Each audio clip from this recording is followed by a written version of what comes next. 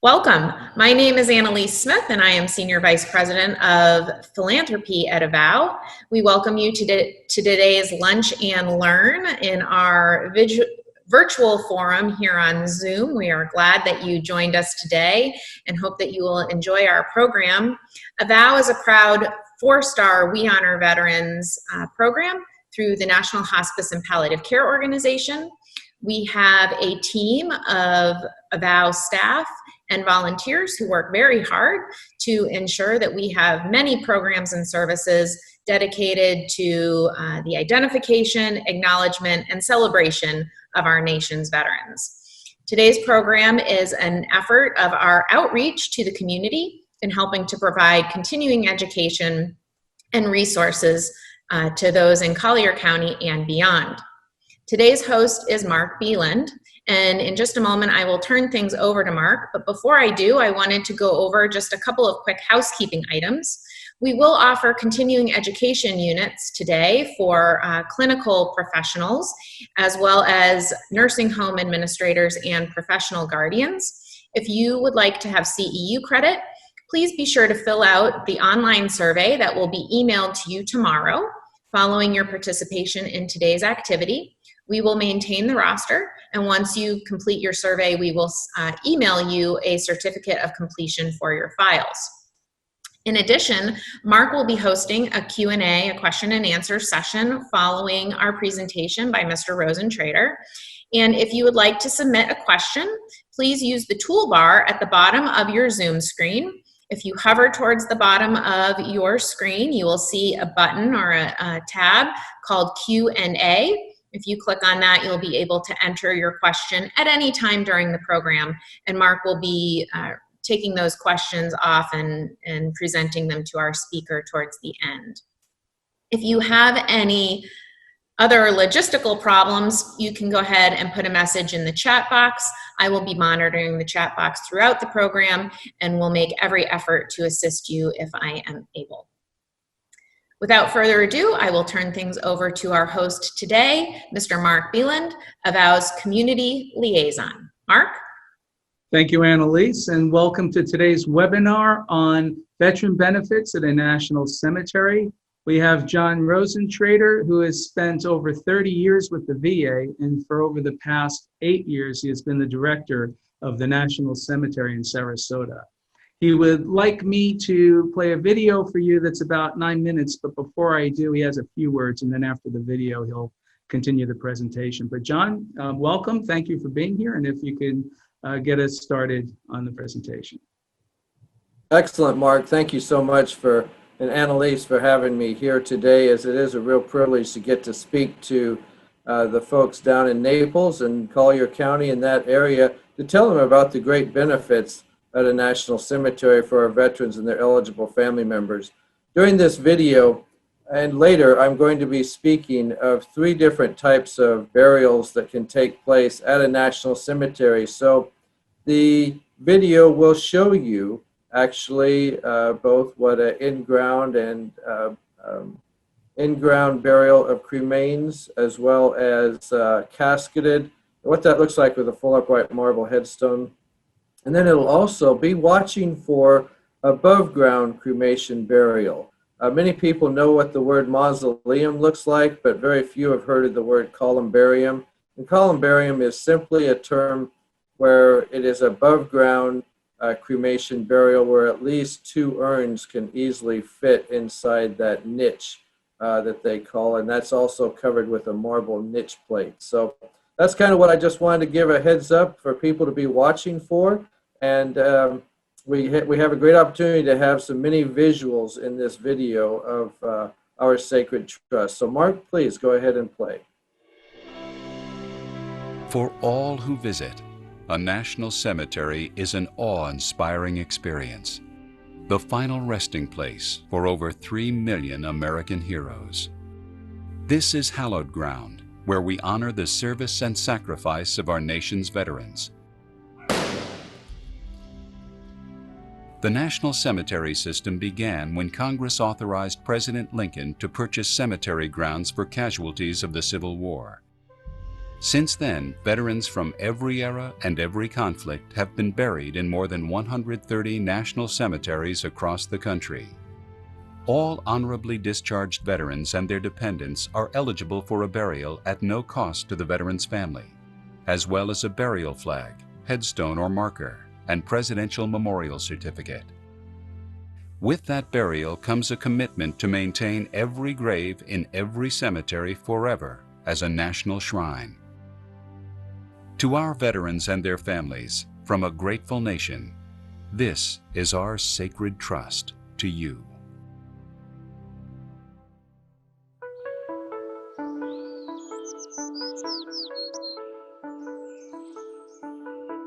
Dan Murphy's son, Lieutenant Michael Murphy, was killed in action in June 2005.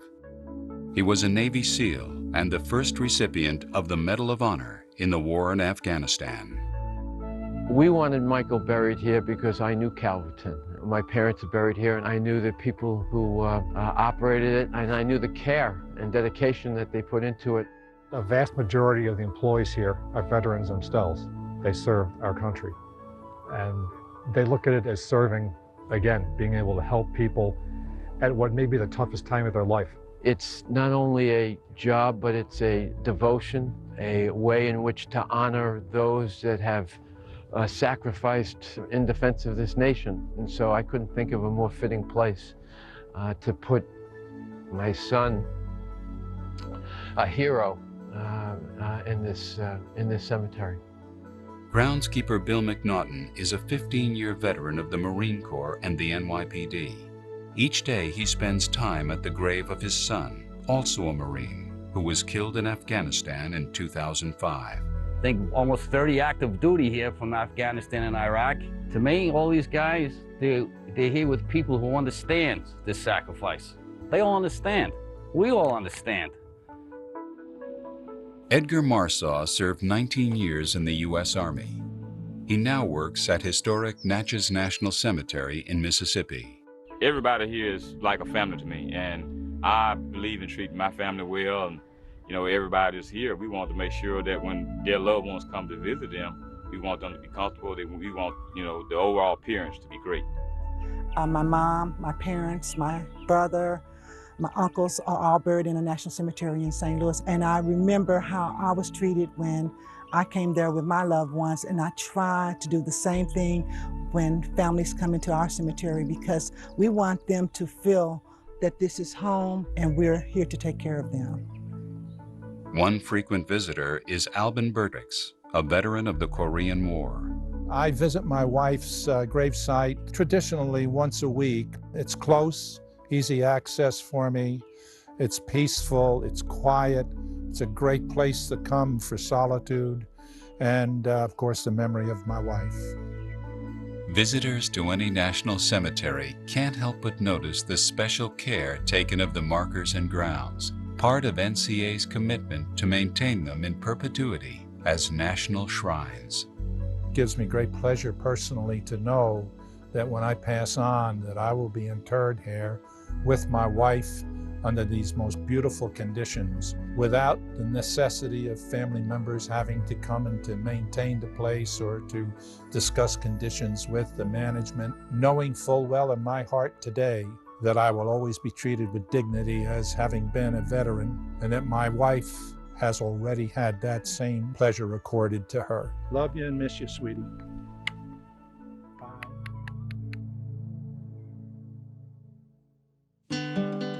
NCA understands that the death of a loved one can be one of the most difficult times in life. One way we try to help is by simplifying the process of arranging the funeral. We make it generally very easy. There's no complicated forms, there's no waiting period, there's no complex eligibility criteria. If you have a copy of your discharge, that's all we need, and we take it from there in a matter of hours. Furthering our commitment to veterans and their families, NCA has embarked on one of the largest expansion efforts in its storied history. The South Florida National Cemetery is one of 7 new cemeteries opening by 2009 to serve our nation's veterans. Today we are doing our dedication program. There are over 400,000 veterans in this area that we will serve with this cemetery. My job as a director and job of the staff is to provide an honorable and dignified burial for the family. Today, Kim Reka has brought her children to visit the grave of their father, Christopher, a Vietnam veteran who was killed in the line of duty as a police officer in 2007. There were about 5,000 people that came to the cemetery, and as my younger son Spencer referred to it, it was a service that was fit for a king. He served his country and his community for most of his adult life. It was wonderful that he was honored, and the cemetery, they did a beautiful job. Everything just went so smoothly. It was beautiful. I want to make sure that when they arrive here, everything goes according to plan. We treat each and every service as if it was the only one we ever did. Burial services are provided for both casketed and cremated remains. Many cemeteries also provide interment above ground, in columbaria. Military honors are performed upon request by two-person teams from the Department of Defense. Some cemeteries, like Minnesota's Fort Snelling National Cemetery, use volunteer rifle squads. During our service, we first of all recognized the entrance of the deceased onto the shelter. Right after that, we fire the rifles. Following that, taps, and then the folding of the flag, if it's necessary to fold the flag, and the presentation of the flag to the family. And they place it in the hands of the widow, and you just kind of clutch it to yourself, you know, because that's the symbol of what they did for this country. 50,940 funerals we have provided service for. Weather has never been a factor. We are out here every day of the week, and that's the way we work. And they were older veterans themselves doing the shooting, and it was like they almost had a tear in their eye. Well, yeah, because they're honoring one of their own, you know. I say a prayer for all of them here, but it's so peaceful and so beautiful. When I pass, I'll be right here with Wally. We take care of our own.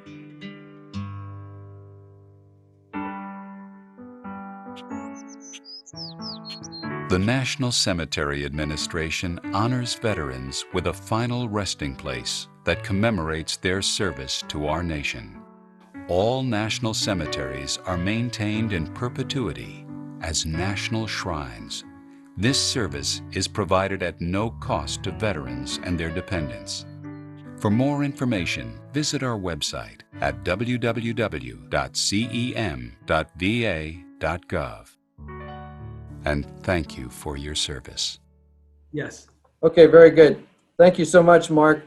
I don't know if you caught what the gentleman said right towards the end of that video, but he said no additional cost. And what I like to say to family members, that your loved one, the veteran, has already prepaid by his service to our country. Sometimes when I use the word prepaid, they right away go, what, he did that already? No, it's when he did his military service. He or she did their military service. This is a VA benefit that is given to all veterans. And in 1973, it used to be completely orchestrated through the Department of Defense. But in 1973, Congress decided that it was a benefit that should be given out by the Veterans Affairs as far as their burial benefit. And that's how it has been. Many cemeteries at that time were turned over to the VA. And not right now, many of the soldier lots and post or fort at different military bases are being turned over to the VA to manage right now. Just in the past 3 or 4 years, this has been happening. But just so there's no confusion, Arlington National Cemetery has continued to be and will, I think, forever be under the Department of Army.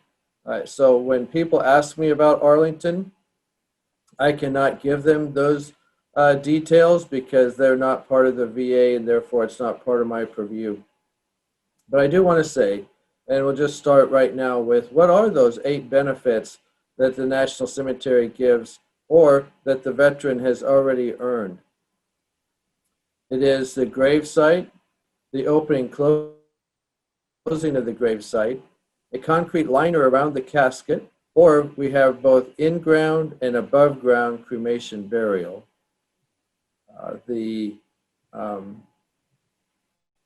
Like I said, full upright marble headstone.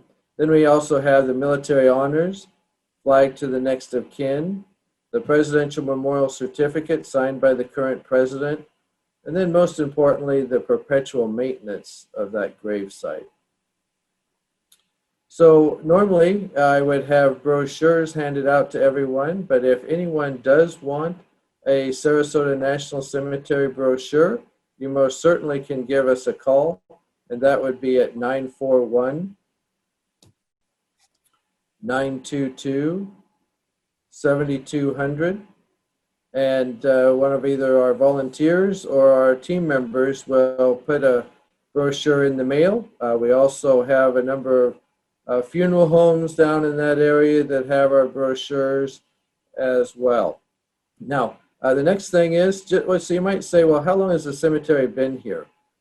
So the cemetery opened in 2009, on January 9th, 2009. So really we are coming up on the 12th year here pretty soon as January is getting closer.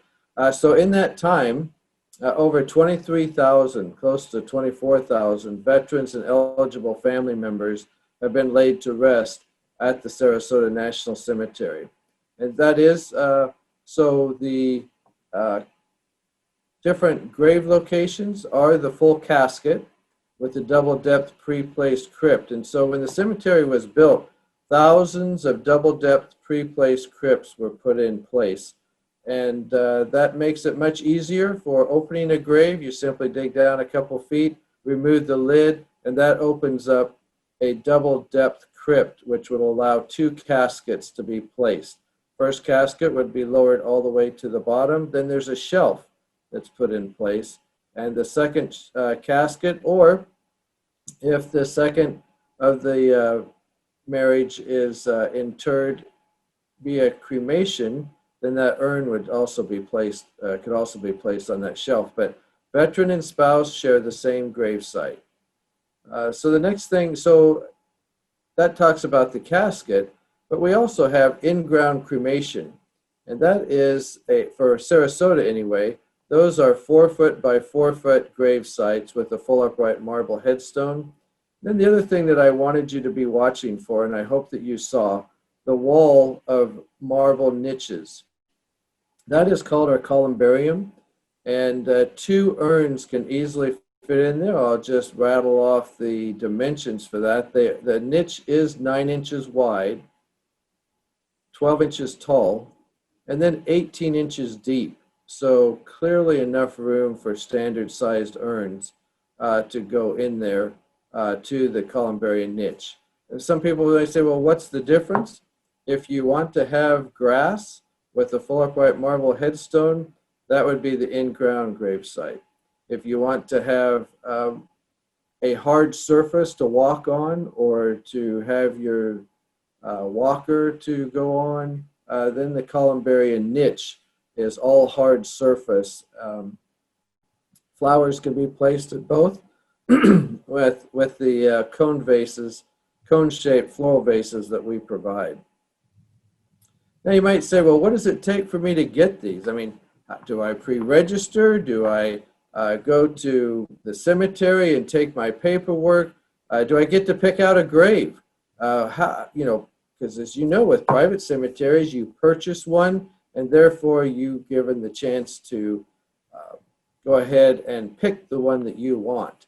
Well, in the National Cemetery, it doesn't work that way. There are no reservations. There is no way to pick out your grave location. In fact, what will happen is that we schedule the burial, and really we pick out the grave the day prior. So currently, our active cremation section is section 1, that we're doing all first interment, cremation, burial in ground in section 1. All casketed burials are taking place in section 4, for instance. So all first interment caskets are being interred there. Columbaria is all in courtyard D, wall 7 right now. So the day before the burial, our scheduler picks out the next grave in line, and that's how the graves are chosen. But again, how do we do that? How do we get to bury a loved one that is eligible? All it takes, and you may have caught it on the video, but it doesn't take any difficult brochures or difficult form process. It's just one. It's the DD-214 or what we call the discharge papers, which shows that the veteran served honorably from active duty. And so therefore, because they served honorably for active duty, they are eligible, and their spouse, actually their children also up to the age of 21, or a dependent child that has become mentally or physically handicapped prior to the age of 21 would also be eligible for the rest of their life if they're dependent upon the veteran and are not able to work or marry or any of that type of thing that most of us think of as being independent. So that DD-214 is faxed to our scheduling office in St. Louis at the time of need. So after the death has taken place, the DD-214. So if you do not know where your DD-214 is or your loved ones, there are ways to get that. And you can certainly call the cemetery and we could assist you in doing that. Again, that's 941-922-7200.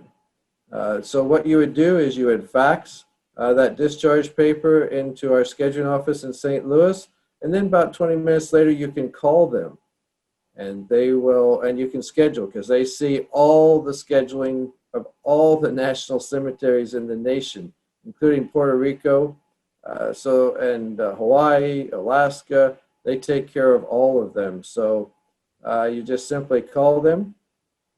Because of that, there might be a little bit of a wait, but they're able to do that. So you can go ahead and schedule right there with them. Let's say you don't know a time, they'll go ahead, or a date, they'll go ahead and send that case to us, and then you can call us at the cemetery to actually schedule later. But I really would prefer that before you send in that DD-214, if you at all know the date and time that you'd like to, that you go ahead and do that so you can get that taken care of. Now again, the veteran, spouse, and dependent children up to the age of 21, or again, adult dependent children for the rest of their life. And what does it take to authorize an adult dependent child? It takes a letter from their personal physician stating that they either were injured or were born mentally or physically handicapped prior to the age of 21 and are not able to work or be married or be living independently and therefore are dependent on the veteran. That simple letter would come right along if that child should happen to predecease a veteran. The veteran's discharge paper and that letter would totally take care of that. Of course, if the veteran passes away and they know that they have an adult dependent child, it's very important that the next of kin gets us that letter so we can have that in the file, because the adult dependent child very well may outlive the veteran and their spouse. And if we have that documentation, it clearly takes care of that without any problem. Now you might say, well, thank you very much about telling me about the National Cemetery, but we already have a plot in the private cemetery. And that would be like my father, who was a Korean War veteran, wanted to be buried with all the other Rosentraders in Arnold, Nebraska, in the public or the private cemetery there. So my father still received a headstone or marker, still received military honors, still received the flag to the next of kin, still received the Presidential Memorial Certificate signed by the current president. So those are the four benefits. Now there's also, let's say you do not want to have a government headstone or marker, but you purchased your own monument.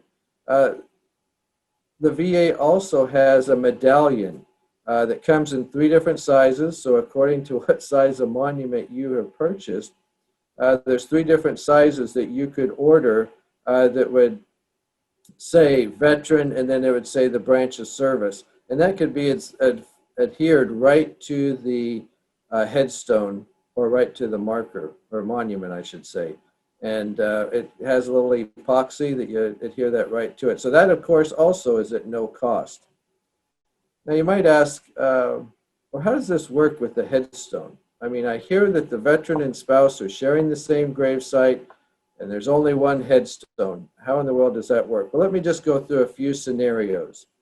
First of all, if the veteran predeceases their spouse on a full upright marble headstone, the veteran will be inscribed right there on the front. Then when the spouse passes away, their information will be placed on the back of the headstone. But please don't make the mistake of thinking because the spouse is written on the back of the headstone that their urn or casket is on the back side. No, everything is interred in front of the headstone. So that grave, let's say the 4 foot by 4 foot in-ground cremation grave site is the actual front of the headstone. So the first urn would be placed what we would call the head of the grave, right up by the headstone. And then the second one would be placed at the foot of the grave, but all in front of the headstone, all in the same grave site, because right behind that headstone is someone else's grave. Now let's say that the spouse predeceases the veteran, or a dependent child predeceases. They would be placed on the front of the headstone at that time, and then at the bottom it would either say child of, wife of, or husband of, and list the veteran's information. Then later, once the veteran is interred, we would actually destroy that original headstone and a brand new headstone would be inscribed with just the veteran on the front, dependent children, and the spouse would all be on the back of the headstone. Now let's say, yes, thank you again for having a national cemetery, but we live right on the water. We love being on the water, and frankly, I would just like to have my remains scattered. Now, I don't know what the legal ramifications of that or how that takes place. I just know it happens. And the remains are no longer recoverable. Or when I worked at the Fort Logan National Cemetery, the Rocky Mountain National Forest was a very popular place to have remains scattered. We also have a memorial wall. And that memorial wall niche cover looks just like a columbarium niche cover. But on the top, it would say, in memory of. And because it says in memory of, that's saying that there are no remains there. So if, even though you don't have the remains, but you would like to have a place to go and have your loved one's veteran service or the spouse, either one's memorialized, we do have that at the National Cemetery. And that is at the wall that separates the Patriot Plaza from the Columbaria area, which would be Memorial Wall A and Memorial Wall B. So I brought up the Patriot Plaza, and for those of you who have not had the opportunity to come to the cemetery, I just want to tell you that for Sarasota County, we're like the number 2, sometimes the number 1 place to visit because of this gift that was given to us by the Patterson Foundation. Now, the Patterson Foundation is a local foundation here in Sarasota whose, whose owner, I guess, of the foundation, who originally started, had military service. And when he passed away, his wife wanted to turn their millions of dollars into a foundation. And one of the things that they wanted to honor his legacy in the military was by coming to the Sarasota National Cemetery shortly after it had opened and say, hey, what can we do to honor James Patterson?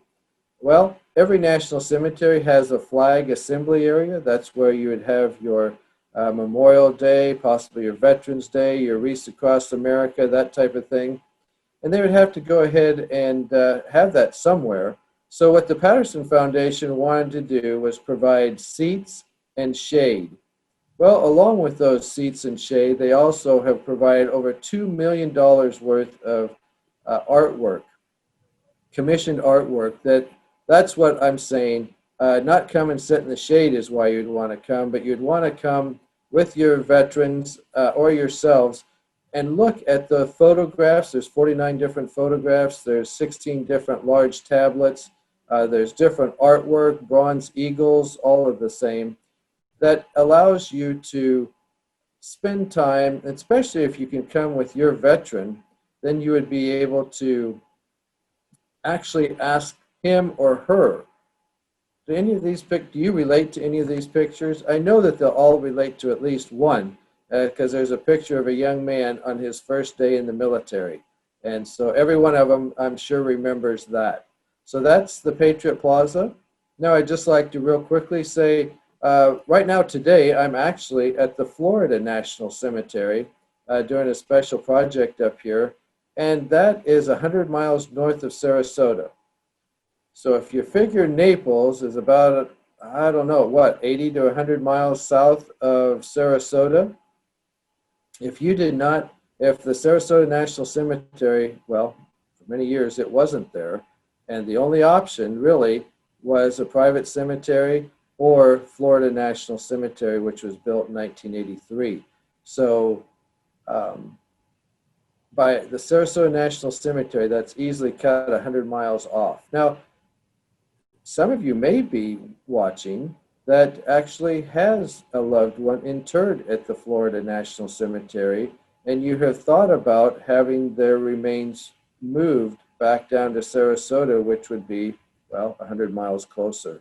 If you wanted to do that, all it takes is to call the Florida National Cemetery, give them your loved one's name, and say that that you're the next of kin of record, and that you would like to have them disinterred and moved. Now, for a casket, there is quite an expense to that because you have to hire a funeral home and a vault company to do that.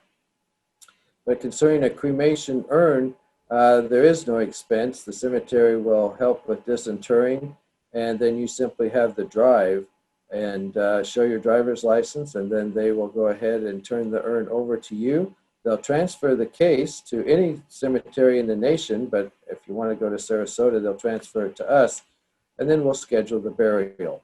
So that's some of what it takes. I just want to go over a little bit real quickly. There are 9 national cemeteries in the state of Florida. Some have been around for a number of years. St. Augustine, for instance, in the 1830s opened up. It's just 1 acre, and it's pretty much closed at this time. Then there's also the Barrancas National Cemetery out in Pensacola. And then the Bay Pines National Cemetery, which started as a hospital cemetery in the 1930s. So I'll just go over them real quickly. There's Barrancas in Pensacola, Jacksonville National Cemetery in Jacksonville, then of course St. Augustine. Then you come down on the west coast, there's Florida National, then Bay Pines. Then you come down to South Florida, and that is in Palm Beach County, and then Sarasota, where we are here in Sarasota County. Well, that represents 7, but then there's 2 brand new cemeteries that have opened up in the last 3 to 4 years, and that is Cape Canaveral over there on the East Coast, and then Tallahassee National Cemetery. So those are the 9 national cemeteries or choices that you have in the state of Florida. There's over 144 national cemeteries now, and continuing to grow. Now, if you do have interest during special patriotic times like Veterans Day, Memorial Day, 4th of July, we do put up our avenue of flags that are along Veterans Boulevard, which is beautiful to see. And then also we have a memorial walk. You might represent an organization, a veterans organization, that you would like to have a monument put on our memorial walk. And just some of the examples of those who have a monument there now is the Coast Guard, the 3rd Infantry Division, the Seabees, 173rd Airborne, Knights of Columbus, and Korean War veterans. So those are some of the memorials that have been placed on that memorial walk. Well, I think I've just about talked about, well, the only other thing, and that I don't know that too many people will want to drive up from Collier County to volunteer at the Sarasota National Cemetery, but we do. Now, due to COVID-19, I just have to say, the building is completely locked up. Only employees are allowed inside the building, so if you do come for a service, you just go ahead and give us a call when you arrive. There is a sign on the door that says to call us, and we'll come out and assist. Any urn would have to be wiped down with a towelette prior, and the caskets are usually disinfected also before they're brought, whether they're COVID-19 or not. But we did have quite a time from March through June where we were not allowed to have any committal services whatsoever. They were only direct burials only, and we had over 307 families that had to, we were still able to provide burials, but it certainly was not the way that we would like to have had it, with the military honors and that type of thing having to be done later. So we are helping families out with that now and offering that to them. There are still some concerns, but I will say, and Mark, I think now might be a good time to show us that picture. Would you be able to do that? And I'll just, Sure. I just would like to, you kind of see the photograph behind me, but I'd like to show you, here we go, a great picture. So this is an aerial view, and where you see Mark's mouse right now, that is where the columbaria, those are the columbaria walls. And coming soon in, well, the next year, on both sides of those columbarias, there's going to be an expansion of over 8,000. Now, right now, those represent 7,400 niches are right there in those two sets in the columbarium or courtyard courtyard C and D right there. But it will be expanding, so you're going to see quite an expansion there. And then also in the very bottom right-hand corner, you see kind of some rough grass down there. If you're a golfer, you would call that the rough. Well, from there on to the south, we're going to also be expanding with 8,000 in-ground cremation sites. And the reason I say that is, Mark, go ahead and show where Section 3 is, right there to the north of the Patriot Plaza, clear to the left. Yeah, right there. So that's what an in-ground cremation section looks like from the air. And if you go clockwise around to the right, that's Section 2, yeah, right there. Well, we're currently actively interring right there in Section 2. We have over 200 graves already in Section 2.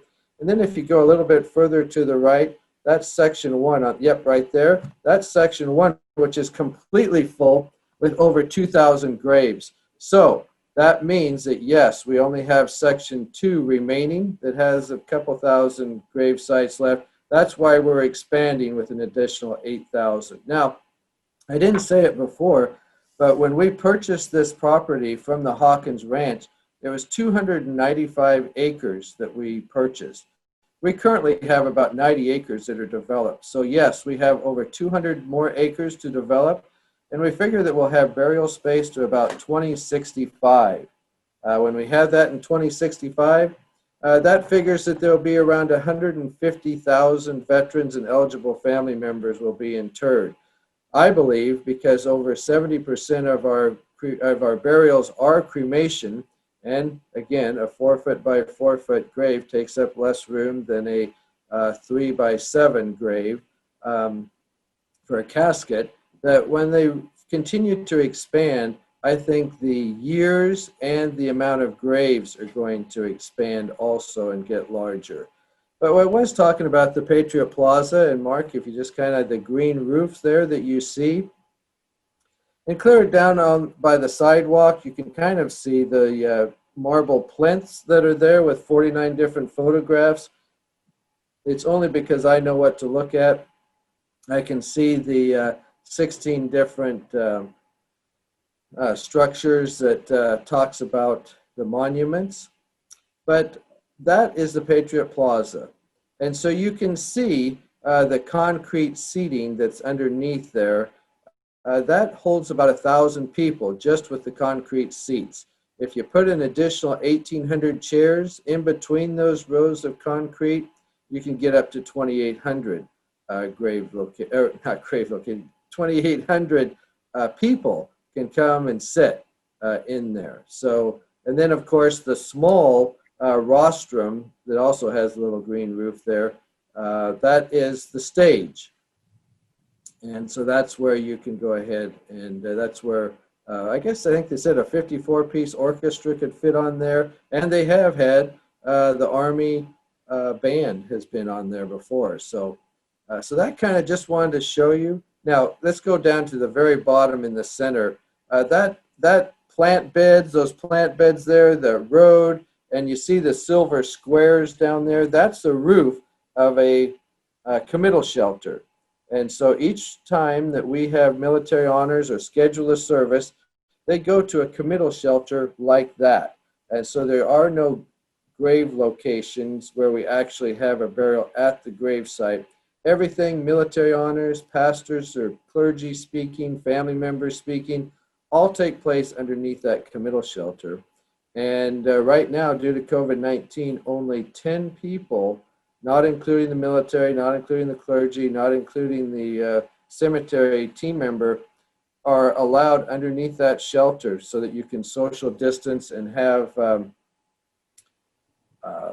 wearing masks. Now, if you have up to 50 people that attend, no more than 50, so in the state of Florida right now, you can have 10 and 40, and so 40 additional people can be outside of the shelter, and there are no walls, so it's open air outside the shelter, either with an umbrella to keep the sun or rain off of you, and socially distanced, again, wearing masks. So those are the restrictions that we're under right now during this time of this pandemic that we are all enduring. So I think that's everything that I wanted to talk about as far as it goes with the photos. So if there are any questions, I'd be happy to help.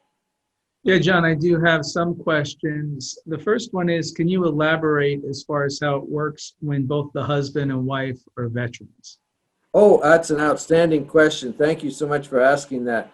Yes, so it's so important that when the male veteran passes away, that the female veteran also brings their discharge papers and tells us that, yes, I too am a veteran. More and more veterans are female than it was in the past. And so I'll just say in my brain, I have to think, when I think veteran, it's not always men. It's definitely men and women. And so it's so important that the female veteran lets us know. Of course, if the female veteran predeceases her veteran husband, okay, we got that. But so what happens is, let's just say the female veteran passes away first. We will then go ahead and set aside right next to her a grave location for her veteran husband. So that is the only time that a grave is reserved, is when, well, one of the very few times, is when there are two male and female veterans that are married. They have the right to have their own grave site, and they most certainly want to be next to each other. So that's, yes, great question. That's how that works. Thank you for bringing that up. The other question is, if somebody has a grandfather that died 5 years ago and was buried in a family plot in Pennsylvania, is it too late to request his name be added to a memorial wall in a national cemetery? Yes, because unfortunately we know exactly where the remains are. And because we know where the remains are, they are then not eligible to be on a memorial wall. It's only when the remains are non-recoverable. They've been scattered. There's no way to, whether they've been scattered in a scatter garden or, like I said, out in the Gulf or wherever. But if you know where the grave location is, then no, they would not be able to be allowed in a memorial marker. Okay. Then the other question is, someone who participated in Wreaths Across America last year was doing that at your facility and said it was just an incredible ceremony.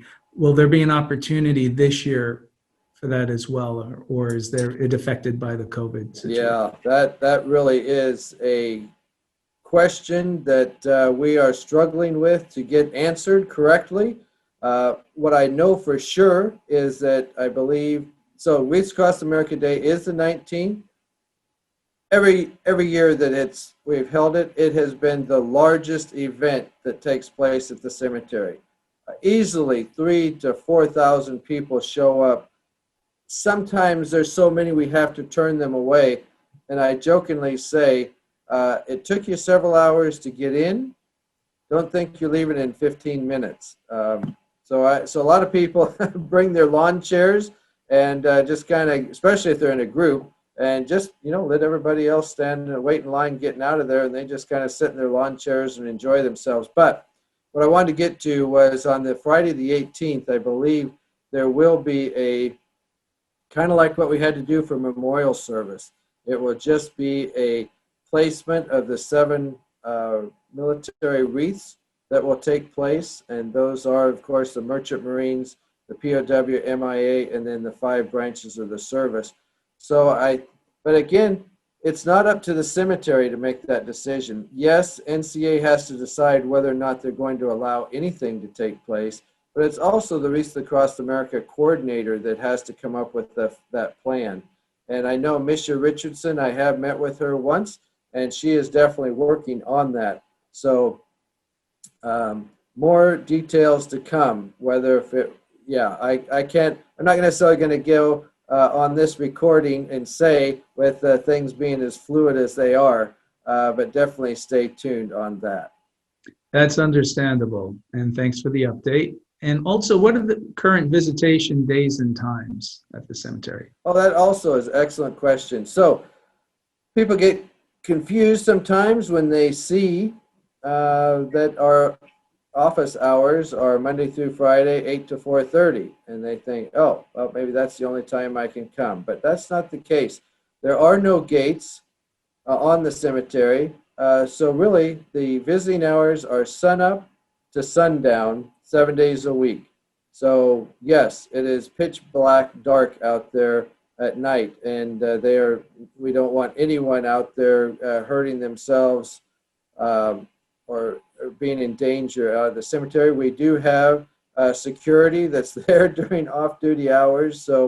And they do put up cones and close off both entrances and exits during the off-duty, when the cemetery is closed during the nighttime. So, and they definitely tell me, I meet with them every morning, Monday through Friday, and they tell me, oh yeah, we had a car show up at 2 o'clock in the morning, and once I turned on my lights, they decided to leave. So not always are good things in mind when people want to come by the cemetery, but we're very thankful for our security contractor to keep an eye on things. Okay, and this could take a while because I'm a slow typer. I'll type it in, but the question is, can you repeat the phone number and location to fax the DD-214 to? Yes, absolutely. So start typing the phone number, I'll type it, and then I'll send it. Our phone number is 941-922-7200. Okay, and then to fax the discharge papers, that is, well, let me give the website because it tells everything in there. The website is www.cem, like cemetery, cem.va, then veteransaffairs.gov. Okay. And once you go onto there in the upper left-hand corner or area there's a link for burial arrangements, and then how to make burial arrangements is the second link, and it gives you steps 1, 2, 3. Step number 1, find your discharge papers. Step number 2, fax them to 866. Okay, hold on one sec. Yep. Fax is 866? Yes, 900-6417. And then you would call them at 1-800-535-1117. And of course, also that's on our brochures that we can send to you also if you need it. But the best thing is really to go on that website. It is all kinds of information. Let's just say there's a daily burial schedule, for instance. So you've heard that a loved one is going to be interred, or a friend or a family member up at the National Cemetery, and you want to go on there without calling us, you can go right on that website, go to the daily burial schedule. You can also say, oh man, I don't know where my loved one or friend or whatever is buried, and we're going to be up in Sarasota and would like to visit. There's a nationwide grave locator on there. So a lot of tools that are helpful to you so that you don't have to depend on calling us, because it very well might be on the weekend and we're not going to be there. So any other great questions? I have one. Throughout the years that you've been the director at the National Cemetery, there must have been very many memorable experiences. Can you share one that really stood out as a really incredible experience that you had during the time that you've been director?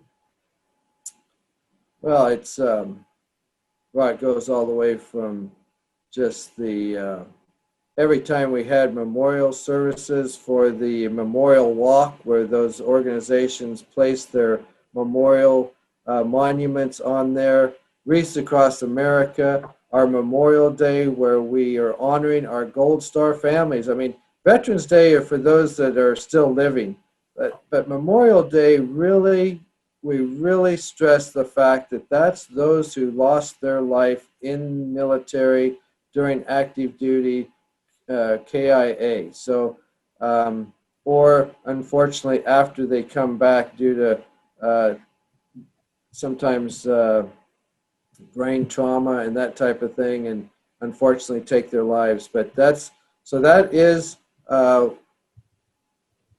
some of the, of course, then the Patriot Plaza, when it was dedicated back in 2014, was a big deal. But one of the other things that's really important to me is how we are here to assist veterans and their family members with their life moment every single day in the best way that we can.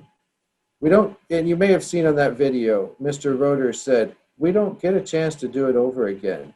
It's just that one day that we get that opportunity. And unfortunately, people don't think of cemeteries and funerals until they absolutely have to. And that's how I am. That's how many people are. And so unfortunately, coming to the cemetery, it might be their first time ever. And so even though we have signs there, that's two signs, one right after the other, that says all funerals, please turn right, to line up in the correct cortege lane. Sometimes you just don't see those, and that's one thing that we miss about not having our volunteers, because we usually have a volunteer with a golf cart out there.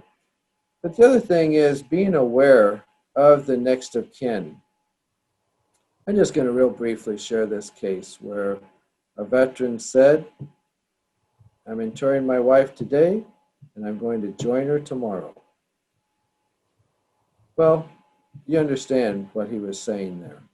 He had a plan. He shared it with us. And so then and now it was our responsibility to take action. And so we were able to take action. And the most gratifying thing was later that week, on a Friday evening, I saw his car drive by my office. Now, I knew that his car had been left at my office, and I knew that his son lived out in Michigan. And even though we tried to get him to tell us about his son, other people were able to get that information. And so as I'm getting ready to close up the office that Friday afternoon, I saw his Cadillac drive by, and I just thought, oh, I hope that's his son.